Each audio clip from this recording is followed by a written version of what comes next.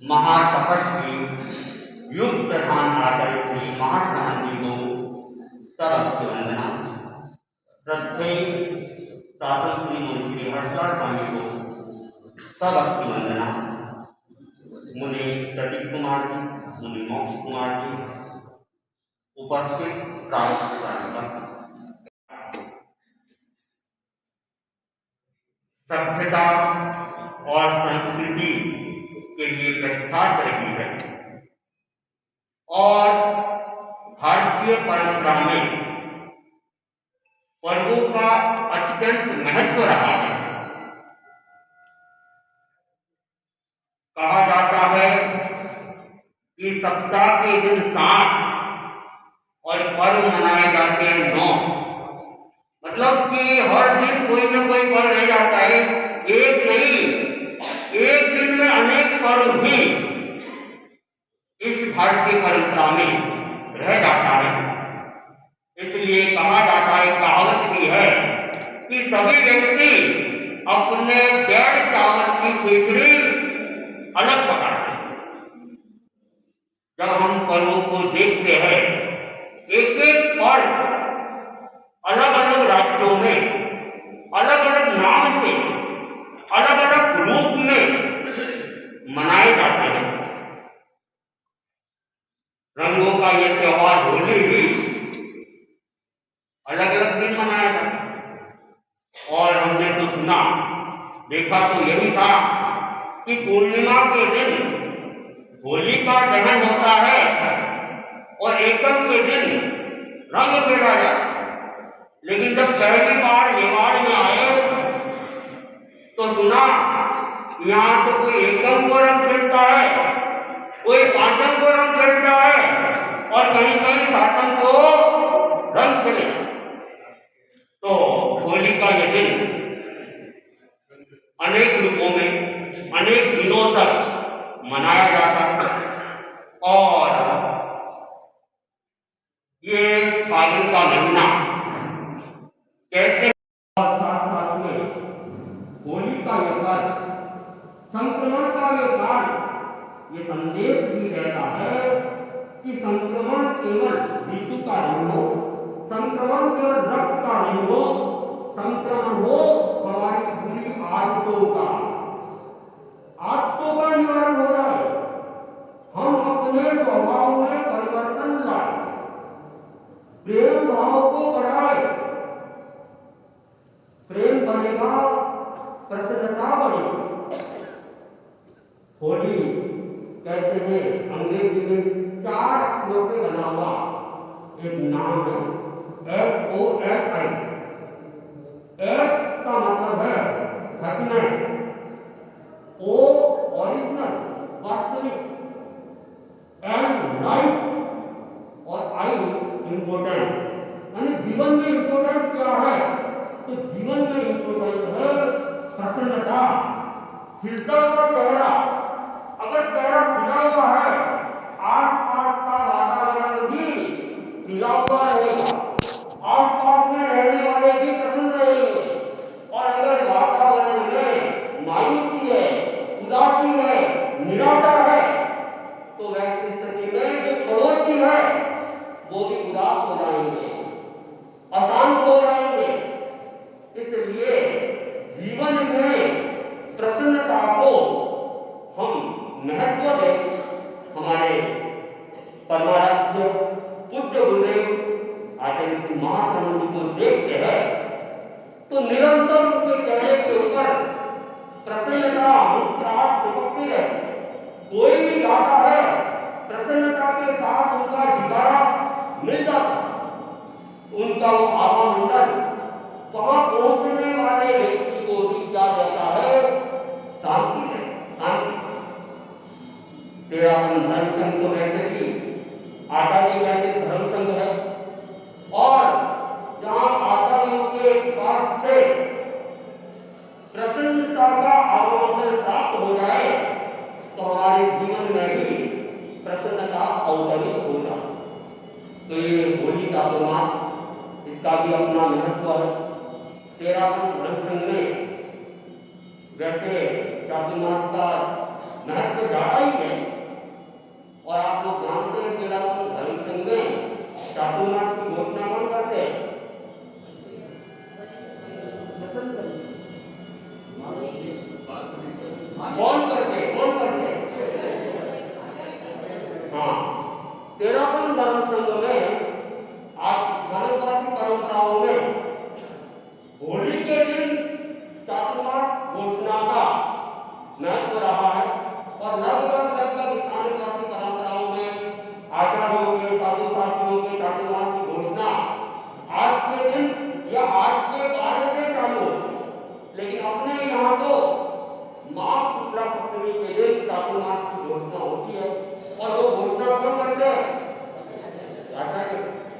क्या तेरा मन धर्म में संतों ने सत्यों ने चातुर्मास की घोषणा की? हाँ? नहीं करते? करते करते चातुर्मास की घोषणा साधु साधु नहीं करते और की भी है। हमारे शास्त्र में नहीं किया, थोड़े दिन पहले होली का चुनाव की घोषणा किसने की? होली का चुनाव की घोषणा का अधिकार तो साधु साथियों के साथ सुरक्षित है। आचार्य लोग भी कर सकते हैं, किसी साधु साथी का अगर आचार्य पालन नहीं करते हैं तो साधु साथिया अपना होली का चुनाव निर्धारित कर। और जैन परंपरा में ये भी अपने आप में चातुर्मास है। और इस चातुर्मास की विशेषता क्या है?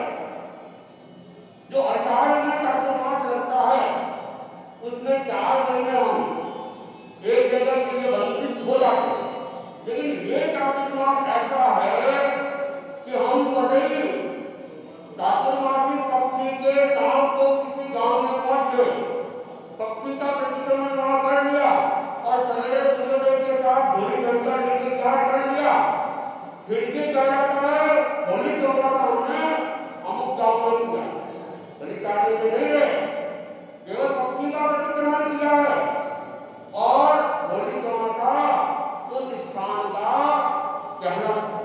क्योंकि यहाँ जैसा कि अभी प्रदीप कुमार जी ने बताया था, हमारे यहाँ 3 प्रकार की चातुर्मासिक पक्षी है और तीनों की अपनी विशेषता है। एक आषाढ़ी पूर्णिमा के आसपास आने वाली 14 या 15 चातुर्मासिक पक्षी, वो पक्षी क्या करती है? लॉकडाउन लगाती है। क्या लगाती है? लॉकडाउन। साधु साथियों को 4 महीने के लिए बस एक जगह रहना, उस सीमा से बाहर नहीं जाना है, उस सीमा में रात्रि विश्राम होना चाहिए।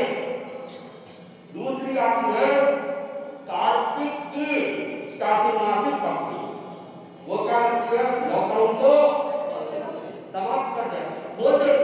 जब लॉकडाउन लगता है तो केवल रहने के लिए नहीं, साथ साथ ही लॉकडाउन के टाइम कपड़ा भी जांच नहीं सकते हैं। कपड़ा जांचना है, कार्तिक की पक्षी का इंतजार करो, लॉकडाउन खुलने का इंतजार करो, उसके बाद में आप कपड़ा भी जांच सकते हो और सेंटर से बाहर खुले वातावरण में अच्छे से वॉकिंग भी कर सकते हैं। और तीसरी पक्षी ये है जिसमें कुछ भी नहीं, बस केवल रात का पक्षी का प्रतिक्रमण करना, ना कोई लॉकडाउन, ना कोई लॉक ओपन और ना कोई कार्य में रहना है। फिर भी हमने क्या किया है? होली त्योहार किया है। कोई बात सुन लेना, हम लोग यहाँ क्या कर रहे हैं? त्योहार कर रहे हैं। बिना बुद्धि के बनाए भी हम पूर्व में त्योहार कर रहे हैं। तो होली का पर्व, इसका संबंध विशेष रूप से देखा जाए तो रंगों के साथ है। और रंग हमारे जीवन को प्रभावित करते हैं, हमारे व्यक्तित्व को प्रभावित करते हैं। और केवल भारत में ही नहीं बल्कि कह दे कि विश्व में अनेक लोग रंगों के महत्व को जानते हैं और उनके द्वारा उसका उपयोग करते हैं। जैन परंपरा में तो ये प्राचीन रहा है, जिनको 25 बोल याद है, उसमें 17वां बोल आता है लेस्याक्षय, कृष्ण लेस्या, नील लेस्या, तापोस लेस्या, तेजस लेस्या, पद्म लेस्या, शुक्र लेस्या। ये लेस्या रंगों का ही नाम और इनको 2 भागों में बांटा है, शुभ और अशुभ। प्रारंभ की 3 लेस्या को अशुभ लेस्या कहा गया और बाद की 3 लेस्याओं को शुभ लेस्या कहा गया। धर्म लेस्या और अधर्म लेस्या भी इन्हें कह सकते हैं। और विज्ञान इसे रंगों को 2 भागों में बांटता है, लाल और एक गहरा रंग, एक हल्का रंग।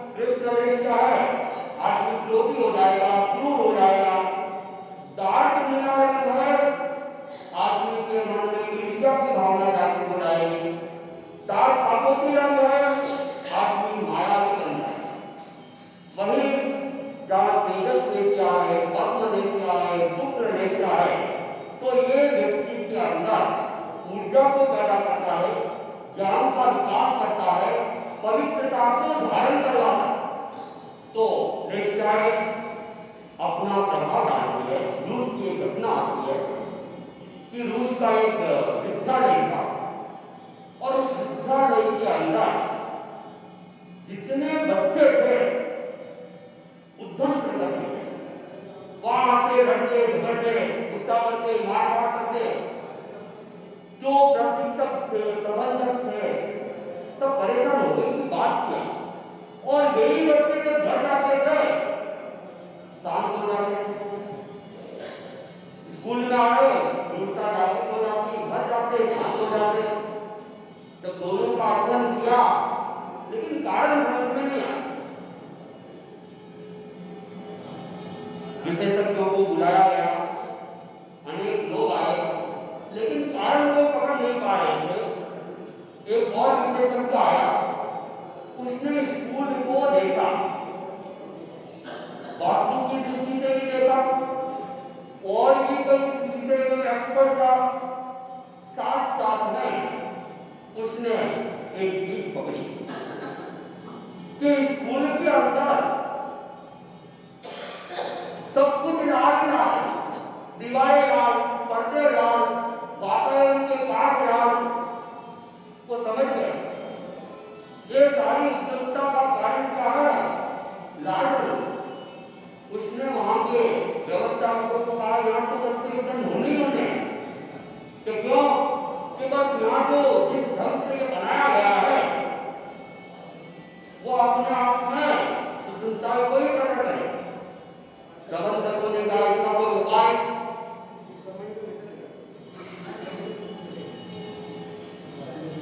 कि उपाय तो है, तो फिर उपाय करने की उनको स्वीकृति प्रदान की गई।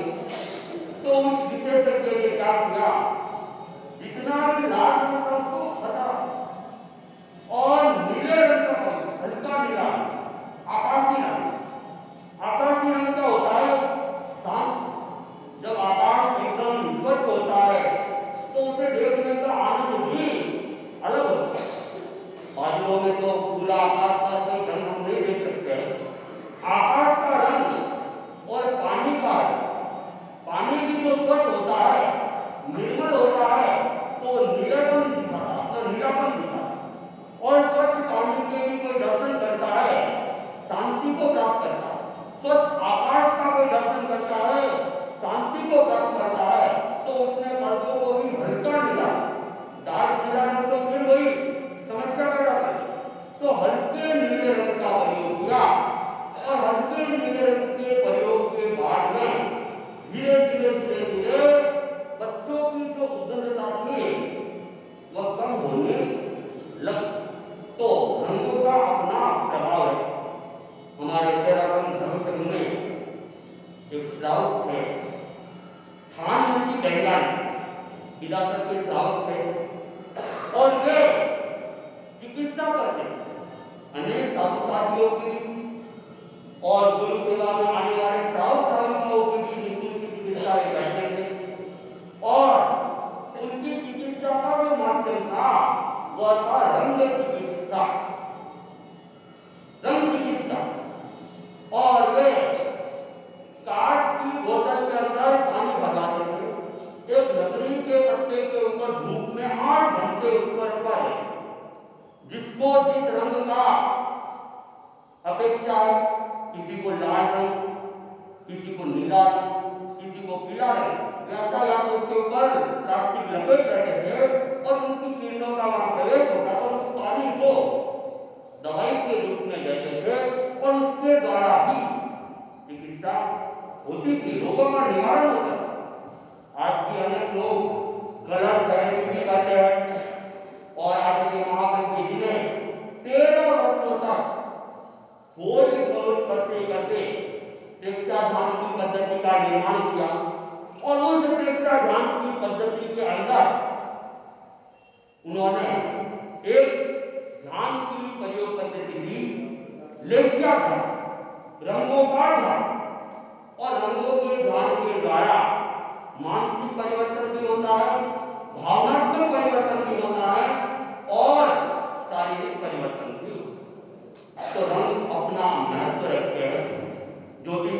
के अंदर भी हम उन प्राचीन ग्रंथों का अध्ययन करते हैं तो वहां भी ग्रहों को बदलने के लिए रंगों का नहीं, किसी के शनि ग्रह ठीक नहीं है उसको ठीक करना है, एक निश्चित मात्रा के अंदर एक स्टोन, छोटा सा स्टोन का प्रयोग करवाते हैं, नीलम का प्रयोग करवाते हैं और शनि ग्रह को ठीक कर लेते हैं। जब गुरु ग्रह की समस्या है तो पुखराज का प्रयोग करवाते हैं, जब राहु की समस्या है गोमेद का प्रयोग करवाते हैं और जब शुक्र की समस्या है तो डायमंड का प्रयोग करते हैं। इस प्रकार 9 ग्रह और 9 ग्रह की स्टोन निर्धारित है और ये भी क्या करते हैं, वे स्टोन, उन स्टोन की रंगों की किरणें हमारे शरीर में प्रवेश करती है, हमारे रक्त के साथ प्रवेश करती है और उस रक्त के साथ प्रवेश करके ग्रहों की स्थितियों को अनुकूल करने का प्रयास करती है। तो ज्योतिष के अंदर भी है, आयुर्वेद में भी है और भी अनेक माध्यम से रंगों का महत्व और उसके द्वारा शारीरिक मानसिक आदि परिवर्तन यह करने की हमारी भारतीय परंपरा में और दूसरी भी विश्व की अनेक परंपराओं में यह रहा और इनसे हमारे विचारों के ऊपर भी बहुत परिवर्तन, आदमी को कौन सा रंग अच्छा लगता है उसके आधार पर व्यक्ति का पैरामीटर सामने आ जाता है कि इसको ये रंग अच्छा लगता है तो इसकी प्रकृति ऐसी होनी चाहिए। एक घटना आती है, एक व्यक्ति था, ईर्ष्या भी था, दूसरा व्यक्ति था उसका ही मित्र था, लोभी और जिसका जैसा कलर होता है उस आधार से प्रकृतियां भी बन जाती है।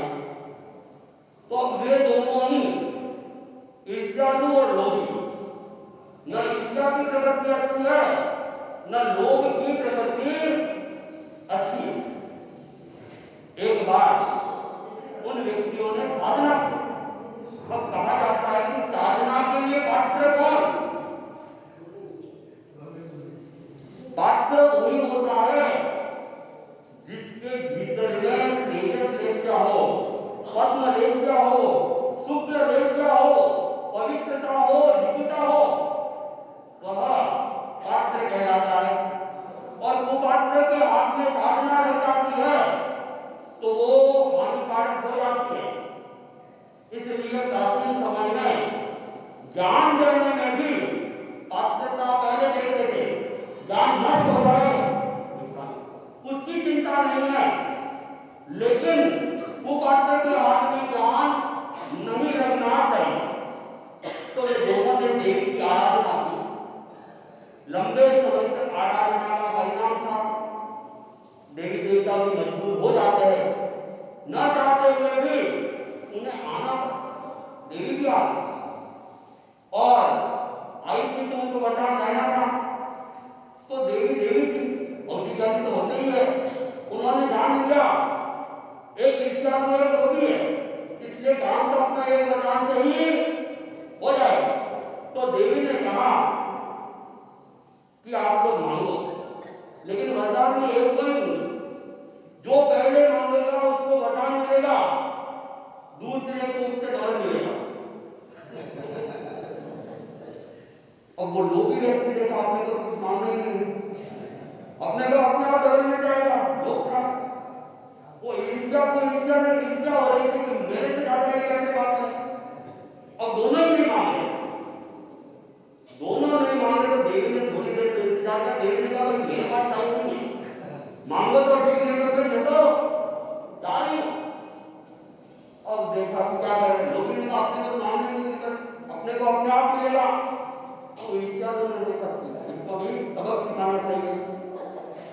तो वो ईर्ष्या ने क्या कहा, देवी को आप मेरी एक आंख छोड़ दो, क्या करो, एक आंख, लोभी की दोनों आंख, तो लोभी की तो प्रसन्नता के साथ तो उन्होंने साधना की, तपस्या की, देवी को प्रसन्न किया, लेकिन परिणाम कुपरिणाम आ गया। एक तो था वहां काना हो गया और एक अंधा हो गया और प्राप्त कुछ भी नहीं। तो जहां ऐसी प्रवृत्तियां होती है वो अपने व्यक्तित्व को गिरा। अब ऐसे व्यक्तियों की प्रकृति को सुधारना है तो फिर उनको हल्के और सुंदर रंगों का ध्यान करवाया जाता है, तो धीरे धीरे धीरे उनके व्यक्तित्व का विकास हो सकता है। तो मैं अपनी एक बात एक मुक्तक के साथ अपनी बात को संपन्न करूंगा। होली सबको मिलजुल कर रहने का संदेश देती है। होली सबको मिलजुल कर रहने का संदेश देती है और होली रंग की तरह घुल कर रहने का संदेश देती है। होली रंग की तरह घुल कर रहने का संदेश देती है। मन में रहे द्वेष को स्नेह के रंग में घुला, मन में रहे द्वेष को स्नेह के रंग में घुला लो। होली अपनों के बीच खुलकर रहने का संदेश देती है। होली अपनों के बीच खुलकर रहने का संदेश देती है।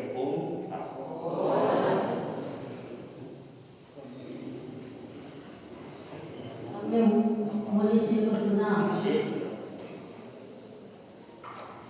आज फाल्गुन शुक्ला चतुर्दशी का और ये दिन 13 धर्मसंघ में एक विशिष्ट दिन बन गया है। पिछले वर्ष मैं मुनि प्रदीप कुमार जी, मुनि श्री धर्मेश कुमार स्वामी के साथ में ब्यावर पहुंच रहे थे। होली चातुर्मास का कार्यक्रम निर्धारित था। रस्ते के अंदर समाचार प्राप्त हुए, शासन माता शास्त्री ब्रह्मा जी नहीं है। संसारिका समाचार आ गया और फिर थोड़ी देर बाद कार्यक्रम तो था होली चातुर्मास का, लेकिन जैसे ही उनकी देवलोक के समाचार आ गए, कार्यक्रम तत्काल बदल दिया गया और उनकी स्मृति सभा के रूप में इस कार्यक्रम को मनाया गया।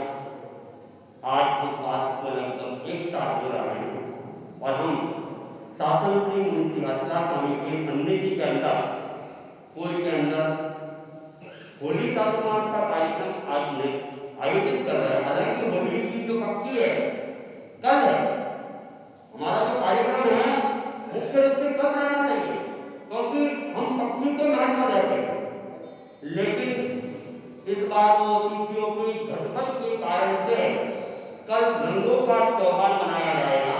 तो होली के कार्यक्रम को एक दिन हमने पहले ही मना लिया। आज ब्रह्मका जी का भी शासन माता शास्त्री ब्रह्मका जी का अलग प्रकार का भी दिन है, जिन्होंने प्रमुख पद के 50 वर्ष पूरे किए। ये तेरापन के इतिहास में पहली घटना है कि जिन्होंने नेतृत्व के साथियों के नेतृत्व के 50 वर्ष पूरे, और तेरापन धर्म संघ में 2 ही व्यक्ति ऐसे हैं जिन्होंने नेतृत्व के 50 साल पूरे। एक आचार्य तुलसी जिन्होंने आचार्य पद के 50 साल से भी ज्यादा और उन्होंने शास्त्री प्रमुखा पद के 50 साल से ज्यादा, और उनका व्यक्तित्व अपने आप में विराट व्यक्तित्व था। वे कवित्री थी, लेखिका थी, साहित्यकार थी, संपादिका थी और इन सबसे भी बढ़कर कहे तो आचार्यों के प्रति पूर्ण विनम्र, पूर्ण समर्पित सात्विक बनी। और केवल आचार्यों के प्रति भी नहीं, संतों के प्रति भी कोई नवनिश्चित भी उनके सामने से गुजर जाता, तत्काल वंदना की मुद्रा में आए। और जब उनके घुटने एकदम ठीक थे, संतों को भी बैठकर वंदना वे कर रही थी, तो उनकी अपने आप में विनम्रता, उनका समर्पण और उनका मातृत्वता का भाव अपने आप में अद्भुत था।